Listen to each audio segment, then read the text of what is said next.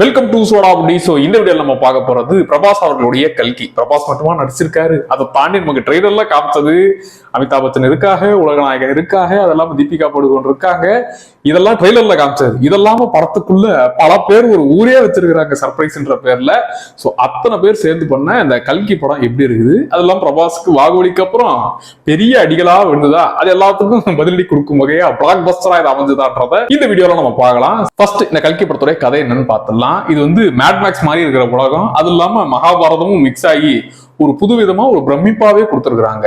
இதுல ஒரு ரகசியமான இடத்துல வாழ்ந்துகிட்டு இருக்கிற மக்கள் இருக்காங்க. அங்க ஒரு சில கதைகள் சொல்லிட்டு இருக்காங்க, தலைமுறை தலைமுறையா கேட்டுக்கிட்டு இருக்காங்க. அது கண்டிப்பா நடக்கும்னு நம்பிக்கையோட அவங்க இருக்கிறாங்க. இந்த பக்கம் நம்ம வில்லத்தனமான உலகநாயகன் அவர் வந்து காம்ப்ளெக்ஸ் அப்படிங்கிற ஒரு இடம் வச்சிருக்காரு. அதுதான் கிட்டத்தட்ட சொர்க்க பூமி. மற்ற இடங்கள்லாம் ரொம்ப கஷ்டத்துல, தண்ணி கூட இல்லாம கஷ்டப்படுற மக்கள். சோ இந்த காம்ப்ளெக்ஸ்ன்ற இடத்துல எல்லாமே இருக்குது.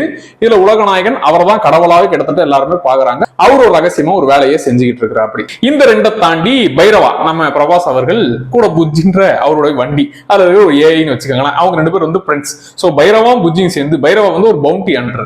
இங்க காசு அப்படிலாம் இல்லாம யூனிட்ஸ். சோ இதெல்லாம் இவங்க புடிச்சு கொடுத்தனா இவ்வளவு யூனிட்ஸ் கொடுப்போன்ற மாதிரி அந்த யூனிட்ஸ் வச்சுதான் மக்கள் வாழ்ந்துட்டு இருக்காங்க. நம்ம ஆளுக்கு நம்ம இருக்கிற இடம் கஷ்டமா இருக்குது, நம்ம எப்படியாச்சும் இந்த காம்ப்ளெக்ஸ் குள்ள போயிட்டு சொர்க்க பூமிக்கு போயிடணும்டா அப்படிங்கிற லட்சிய கனவோட இருக்கிற. அப்படி சோ இப்படி 3 சம்பவங்கள் நடக்குது. இதெல்லாம் ஒரு கட்டத்துல ஒன்றிணைந்து அதுக்கப்புறம் என்னெல்லாம் ஆகுதுன்றத ஏகப்பட்ட விஷயங்களோட காமிச்சதுதான் இந்த படம். இந்த படத்துல இருக்கிற பாசிட்டிவான விஷயங்கள் உண்மையாவே குட்டி குட்டி விஷயத்தை கூட செம்மையாவே யோசிச்சிருக்கிறாங்க, செம்மையான பண்ணிருக்கிறாங்க. பிரம்மாண்டத்தை எழுதிடலாம், அதை அப்படியே கொண்டு வர்றது பிசுத்தட்டாம நம்ம பார்க்கும்போது அதே பிரமிப்பை ஏற்படுத்துறது. ஏன்னா இந்த வேலையை ஹாலிவுட்காரங்க அசால்ட்டா பண்ணுவாங்க. நாங்க பல வருஷமா இதெல்லாம் பண்ணிட்டு இருக்கோன்ற மாதிரி அசால்ட் காட்டுவாங்க. நம்ம அதை பண்ணும்போது ஐடியாவா நல்லா இருக்கு, ஆனா படமா பார்க்கும்போது அவ்வளவு ஃபீல் வரலையேன்ற ஒரு குறை இருக்கும்ல. சோ அந்த குறையெல்லாம் தீர்த்து கட்டும் வகையில இதுல வந்து குட்டி குட்டி விஷயங்கள், அதுல இருக்கிற துப்பாக்கியா இருக்கட்டும், அதை காட்டின உலகமா இருக்கட்டும், அதை மகாபாரதத்தோட கனெக்ட் பண்ணதா இருக்கட்டும், இப்படி ஏகப்பட்ட கேரக்டர்ஸ், முக்கியமா ஃபைட் சீன்லாம். ஏன்னா இதுல நார்மல் ஃபைட் அப்படிங்கறத தாண்டி குட்டி குட்டி விஷயங்கள்லாம் சொல்லுவாங்க. ஸ்டார்டிங்ல இருந்து நம்ம பிரபாஸ் ஃபைட் போடுறதுல இருந்து எல்லா விஷயங்களும் சொல்லுவாங்க. சோ அதுலயுமே கிரியேட்டிவிட்டியை கொட்டி வச்சது. சோ அந்த ஃபைட் சீன் எல்லாம் பிரமிப்பா காட்டினது. ஒரு இடத்த இவங்க குட்டி குட்டி விஷயமா சொல்லும் போது என்னடான்ற மாதிரி ஆச்சரியத்தை படம் முழுக்க ஏற்படுத்திக்கிட்டே இருந்தாங்க. அது மிகப்பெரிய பாசிட்டிவ். அப்புறம் இந்த படத்துல இருக்கிற கேரக்டர்ஸ், ஏன்னா ஒண்ணுலயுமே பெரிய ஆர்டிஸ்ட் கிடைச்சிட்டாங்கன்னு எல்லாருக்கும் மாசின அள்ளி தெரிகிறன்ற மாதிரி இல்லாம எல்லா கேரக்டர்ஸையும் ப்ராப்பரா யூஸ் பண்ணுது. எனக்கு வந்து இந்த பேட்மேனோட ட்ரையாலஜி பிடிக்கும். ஏன் அதை சொல்றேன்னா, அதுல பேட்மேன் ஏங்க அவர் அடிச்சா பறப்பாங்க 10 பேருன்ற மாதிரி ஓப்பனிங் இருந்தே ஃபைட் காமிக்க மாட்டாங்க. நம்மளால எப்ப அடிப்பாருன்ற மாதிரி அந்த கேரக்டரை பொறுமையா எலிவேட் பண்ணி கடைசியில ஒரு ரெட் அடிக்கும் போது நமக்கு சும்மா அப்படி ஒரு ஃபீல் கிடைக்கும். ஸோ அந்த மாதிரி இதுல கேரக்டர்ஸை யூஸ் பண்ணது ரொம்ப நல்லா இருந்துச்சு. ஏன்னா ஃபர்ஸ்ட் ஹாஃப்லாம் பிரபாஸ் காமெடி தான் பண்ணிட்டு இருப்பாரு. ஏங்க இவர் மாஸ் ஹீரோல, இவர் தானே படத்தோட ஹீரோன்ற டவுட்டே வர வச்சு மொத்தமா அந்த உலகத்துல இருக்கிற எல்லா கேரக்டர்ஸுக்குமே இம்பார்ட்டன்ஸை கொடுத்து கொண்டு போன விதம் ரொம்ப நல்லா இருந்துச்சு. ஏன்னா அந்த மாதிரி ஸ்டார்டிங்ல இருந்தே இவங்க என்ன பண்ணிட போறாங்கன்ற மாதிரி காமிச்சு அவங்களை எலிவேட் பண்ணும்போது அது வேற லெவல் ஃபீல கொடுத்துச்சுப்பா. அப்புறம் எனக்கு இந்த படத்துல நம்ம உலகநாயகன் அவருக்காக வில்லத்தனமா பண்றாரு, எப்படி அந்த ரோல் இருக்க போகுதுன்ற மைண்ட் செட் இருந்துச்சு. ரொம்ப கம்மியான ஸ்பேஸ் தான், பட் செகண்ட் பார்ட்ல தான் அவருக்கு வெயிட்டான ரோல் இருக்குது. ஆனா அவர் தான் கிடைச்ச சின்ன கேப்பா இருந்தாலும் அதுல 6 அடிப்பார்ல. சோ இதுலயுமே 2 சீன்னாலும் தலைவன் வேற லெவலு. அதுலயும் அதெல்லாம் தியேட்டர்ல கத்திட்டே என்ன மாதிரியான ஆளியா, சின்னதா ஒரு சீன் கொடுத்தாலும் 6 அடிக்கிறான்ற மாதிரி அவர் அதெல்லாம் ஸ்கோர் பண்ணிடுறாரு. பட் அதை தாண்டி பெரிய ஸ்பேஸ்னா நம்ம அமிதாப் பச்சன் அவர் அஸ்வத்தாமான்ற ரோலு வேற மாதிரி ரோல். ஸ்டார்டிங்ல என்ன ஏதாவது கருத்தூசி போற ரோலா இருக்குமா அப்படின்னு பார்த்தா, இவருக்கு போட்டுங்களா தாத்தா வராரு கதற கூட போறாருன்ற மாதிரி மனுஷன் அஸ்வத்தாமா ரோல்ல ஃபைட் பண்றதா இருக்கட்டும், அவர் எல்லாரும் பிரமிப்பா பாக்குறது. அவருக்கும் பிரபாஸுக்கும் செம்மையா இருந்துச்சு. அவரோட ரோல் செம்ம ஜஸ்டிஃபைங்கா இருந்துச்சு. அவரோட ஃபைட் சீக்வன்ஸ் எனக்கு அந்த கேரக்டர் ரொம்ப பிடிச்சதுப்பா. அதை தாண்டி பெரிய பாசிட்டிவ் இதுல இருக்கிற குட்டி குட்டி கேமியோஸ்லாம், அதெல்லாம் சீரியஸா செம்ம சர்ப்ரைஸா இருந்துச்சு. அதெல்லாம் எதுவுமே நீங்க பார்க்காம தியேட்டருக்கு போவது நல்லது. ஏன்னா அங்க பார்க்கும்போது நீங்களான்ற மாதிரி குட்டி குட்டியா வெறும் இவங்கதான் மாஸ் காட்டுறதுக்காக வருவாங்கன்ற மாதிரி இல்லாம ஏகப்பட்ட சர்ப்ரைஸா அந்த கேமியோஸ் எல்லாம் காமிச்சதெல்லாம் செம்மையா இருந்துச்சு. தியேட்டருக்கு செம்மையா இருந்துச்சு. அப்புறம் இந்த படத்துல அந்த ஸ்லோனஸ்ன்றது ஃபீல் பண்ணுவீங்க. ஏன்னா ஃபர்ஸ்ட் ஹாஃப்ல இவங்க மொத்த இவங்கன்னு சொல்லி இதுதான்ப்பா கதை, இதுதான்ப்பா இந்த கேரக்டர், இதுதான்ப்பா இந்த மக்கள்ன்ற மாதிரி கேரக்டர்ஸ் இன்ட்ரோடியூஸ் பண்ணதுக்கே மொத்த ஃபர்ஸ்ட் ஹாஃபையும் எடுத்துக்கிட்டாங்க. இன்டர்வல் சீன்ல தான் அந்த எலிவேட் பண்ணுவாங்க. ஏங்க நல்லாதான் ஸ்டார்ட் பண்ணீங்க, நல்ல கேரக்டர்ஸ், நல்ல உலகம், புது புது விஷயங்களை சொல்றீங்க, எல்லாமே நான் தெரிஞ்சுக்கிறேன். ஆனா இன்னும் இன்ட்ரெஸ்ட் ஏற்படுத்துற மாதிரி வெறியேற்றுற மாதிரி விஷயத்தை காட்டுங்கன்னு ஃபர்ஸ்ட் ஹாஃப்ல நம்ம ரொம்ப வெயிட் பண்ண வச்சுக்கிட்டு மொத்தத்தையும் செகண்ட் ஹாஃப்ல தான் வாங்க வாங்க இப்ப பாருங்க ஆக்சன் சீன், இப்ப பாருங்க வெறித்தனமான சீன்ன்ற மாதிரி செகண்ட் ஹாஃப்லாம் தூக்கி சாப்பிடுற மாதிரி இந்த பிரமிப்பு பிரம்மாண்டம், அது இல்லாம ஆக்டர்ஸோட பெர்ஃபார்மன்ஸ் எல்லாத்தையும் கலந்து கட்டி இதை தாண்டி மகாபாரதத்தை இருந்தா வச்சிக்க அப்படிங்கிற மொத்தத்தையும் கனெக்ட் பண்ணி கிளைமேக்ஸ் அந்த படத்தை முடிச்சுட்டு அடுத்த பாட்டுக்கு லீடு கொடுக்குறாங்கன்னு சொன்னதுமே டேய் ஏப்பா செம்ம ஃபீல்ன்ற மாதிரி தியேட்டர் எக்ஸ்பீரியன்ஸுக்கு செம்மையாவே இருந்துச்சு.